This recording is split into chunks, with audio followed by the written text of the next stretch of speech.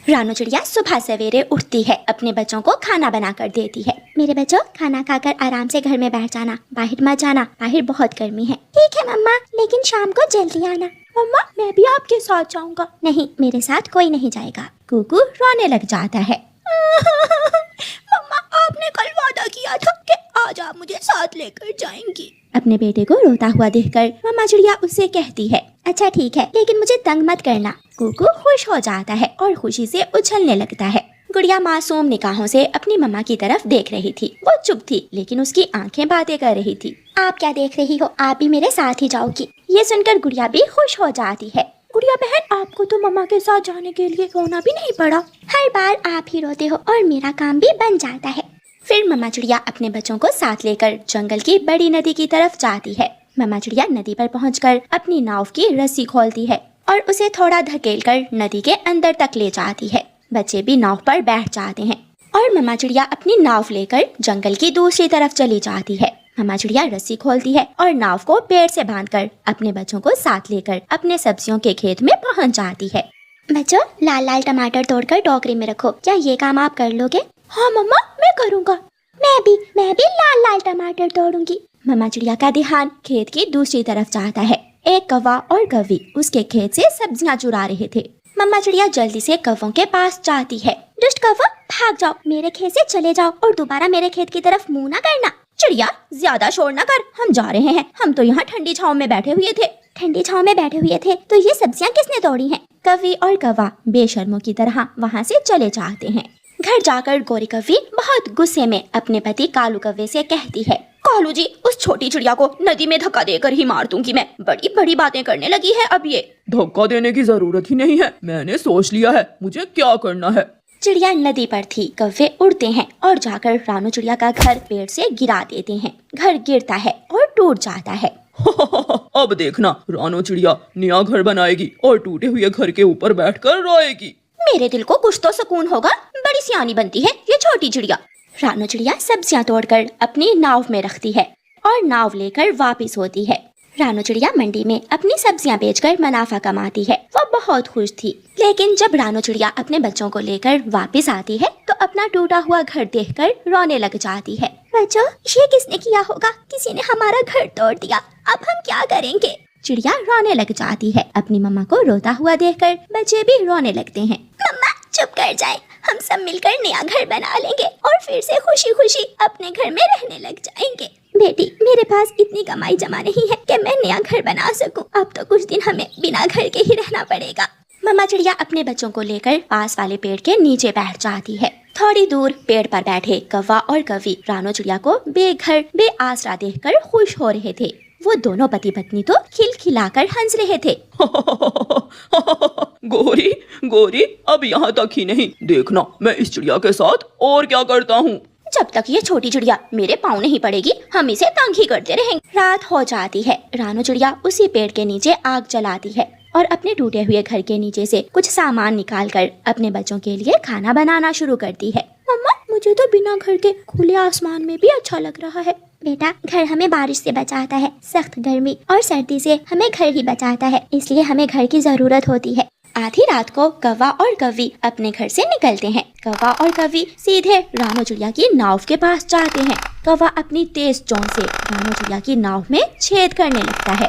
अब तो मुझे उस छोटी चिड़िया को नाव से धक्का देने की भी जरूरत नहीं पड़ेगी। वो चिड़िया अपनी नाव के साथ ही डूबकर मर जाएगी। अब जल्दी से चलो, कहीं कोई हमें देख ना ले। कौवा और कौवी चिड़िया की नाव में छेद करके वहाँ से भाग जाते हैं। जैसे तैसे रात गुजर जाती है। सुबह हो जाती है और रानू चिड़िया अपने बच्चों को साथ लेकर अपने खेत की तरफ जाती है। नदी का सफर रानू चिड़िया हर रोज की तरह नाव से करती थी। रानू चिड़िया अपने बच्चों को साथ लेकर नाव में बैठ जाती है और नाव चलाने लगती है। जैसे ही नाव बीच नदी के जाती है, गुड़िया शोर मचाती है। पानी अम्मा, पानी, नाव में पानी आ रहा है। ये हमारी नाव में छेद कैसे हो गया? नाव कल तक तो ठीक थी। चिड़िया की नाव बेकाबू हो जाती है। चिड़िया उसे बहुत मुश्किल से सीधा करती है, लेकिन नाव एक तरफ को झुक जाती है। कुकू और गुड़िया नाव में नदी का पानी आने से रोक रहे थे। अब तो नाव नदी के पानी के साथ ही बहती हुई गहरे सागर में पहुंच जाती है। किस्मत अच्छी थी कि सागर में पास ही एक टापू था। रानू चिड़िया की नाव उस टापू के साथ लगकर रुक जाती है। वो सब नाव से उतरते हैं। मम्मा, ये टापू खूबसूरत है। हाँ, ये टापू मैंने तो पहली बार देखा है। चलो थोड़ा आगे तक जाते हैं। मम्मा चिड़िया और उसके बच्चे टापू में थोड़ा आगे जाते हैं तो उनकी आंखें खुली की खुली रह जाती हैं। उस टापू पर एक ऐसा पेड़ था जिस पर सोने के आम लगे हुए थे। बच्चों, मुझे तो अपनी आंखों पर विश्वास नहीं हो रहा है। क्या सच में ये सोने के आम हैं? मम्मा, ये आम सोने के हैं। नाव में छेद हुआ और हम यहाँ तक पहुँच गए। शायद ये ऊपर वाले ने हमारी मदद की है। मैं नाव की मरम्मत करती हूँ और आप इस सोने के आम वाले पेड़ से कुछ सोने के आम तोड़कर टोकरी में रख लो। फिर मम्मा चिड़िया केले के पत्ते से नाव के छेद को बंद करती है। बच्चे भी सोने के आम तोड़ लेते हैं। हमारी नाव अब पूरी तरह ठीक हो चुकी है। हमें वापस जाना चाहिए। मम्मा चिड़िया सुरक्षित वापस पहुंच जाती है और सोने का एक आम सुनार को बेचकर उसी दिन अपना नया और बड़ा घर बनवा लेती है। गुगु और गुड़िया नए नए शूज ले लेते हैं। रानो चिड़िया जंगल की सबसे अमीर चिड़िया बन जाती है और काले कौवे सूखे हुए पेड़ पर बैठे हुए थे। कालू जी, हमने जब जब भी उस चिड़िया का बुरा सोचा, चिड़िया को और भी सफलता मिली। हाँ गौरी, अगर हम चिड़िया की नाव में छेद ना करते तो चिड़िया सोने के आम वाले पेड़ तक ना पहुँच पाती।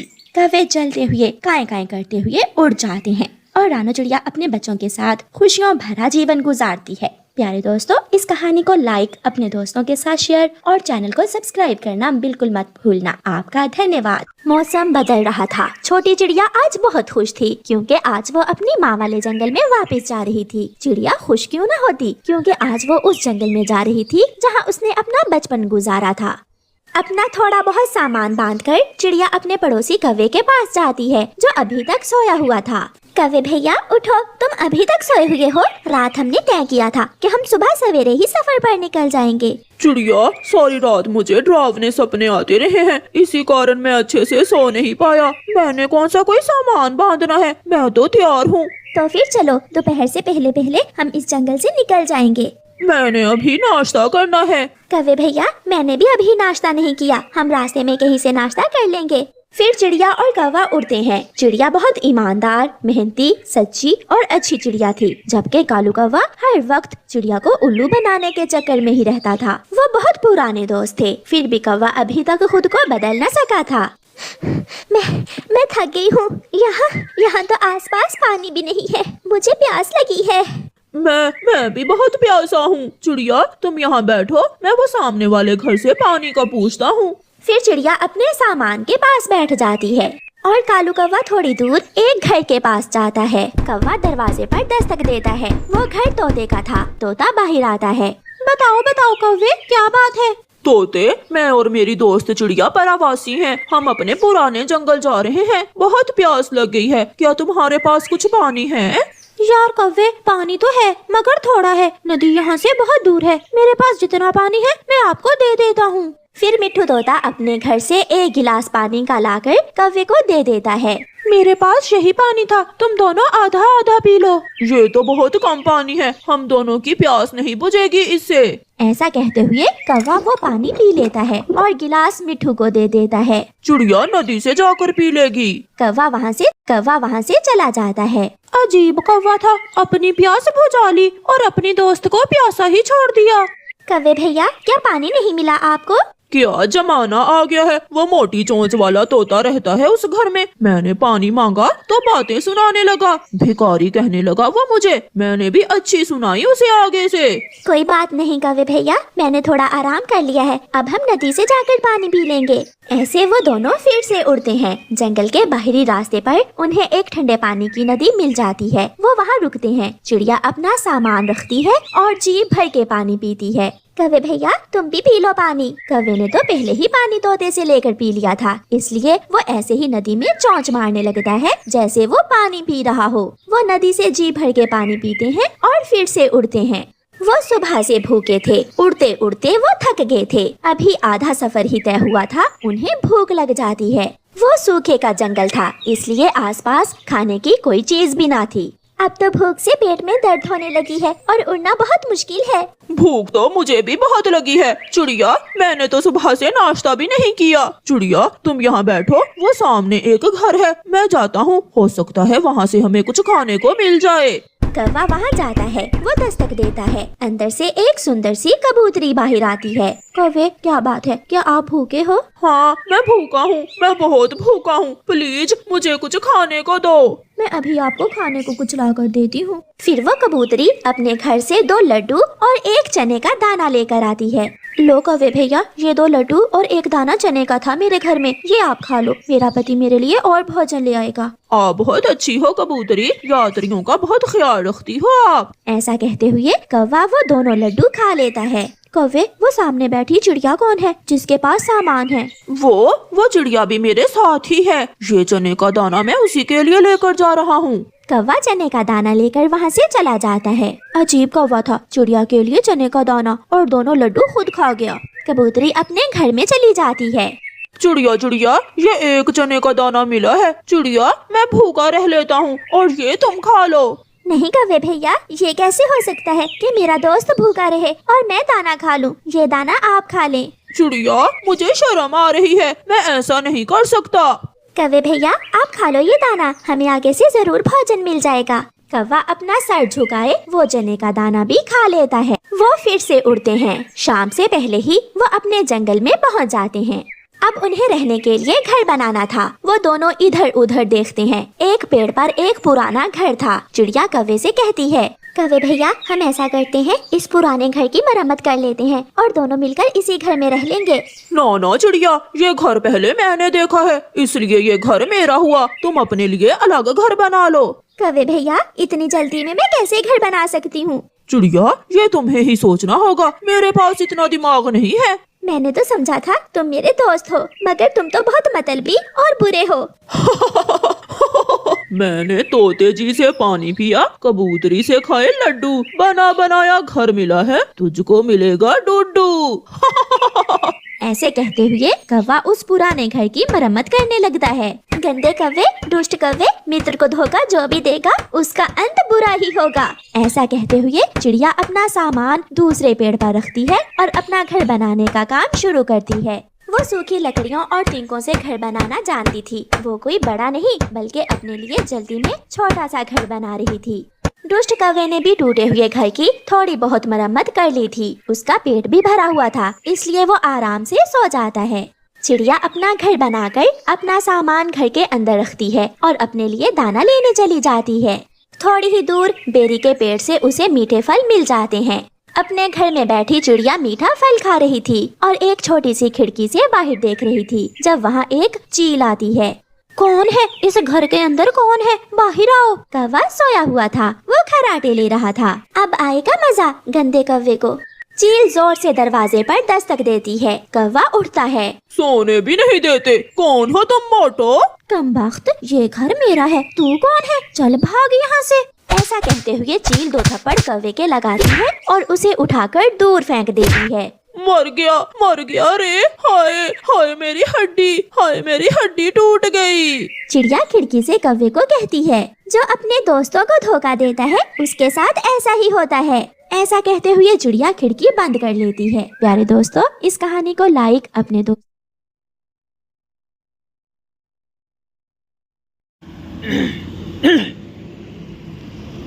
तो हेलो दोस्तों, स्वागत है आपका एक और नए वीडियो में। तो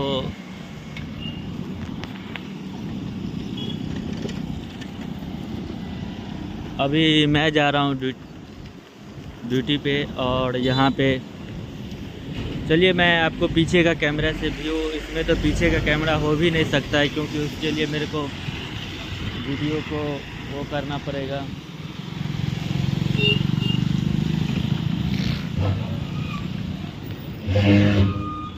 प्यार ने जहाँ को रखा है दो पल का।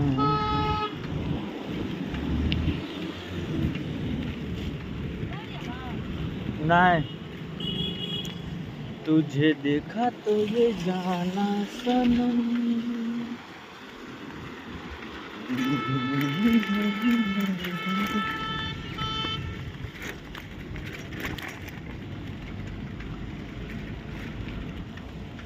अब यहाँ से कहाँ जाए हम। तेरी बाहों में मर जाए सनम सनम सनम।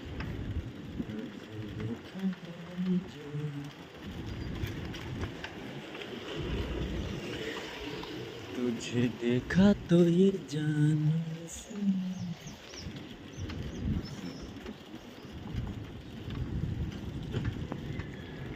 तो गाइस अभी मैं आ चुका हूँ यहाँ पे, 3 रास्ते पे आ चुका हूँ और अभी मैं आपको दिखाता हूँ कि यहाँ का लुक कैसा है।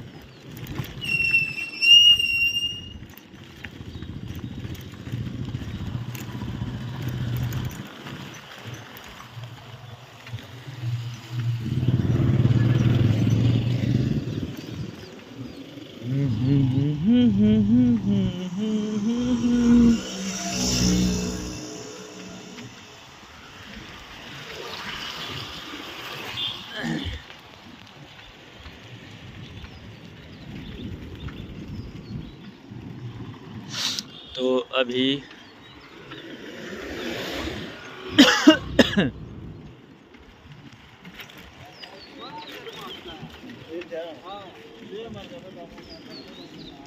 दो मिनट 39, 40, 41, 41। ये जो है 3 मिनट से ज़्यादा का नहीं रहेगा, क्योंकि 3 मिनट काफ़ी ज़्यादा हो जाता है। तो 50 हो गया है और अभी मैं इसको समाप्त ही करने वाला हूँ। नहीं, अभी 3 मिनट से ज़्यादा का नहीं रखने वाला हूँ, क्योंकि उससे जो है 18-20 मिनट हो जाएगा। तो मिलते हैं एक और नए वीडियो में, तब तक के लिए जय हिंद जय भारत।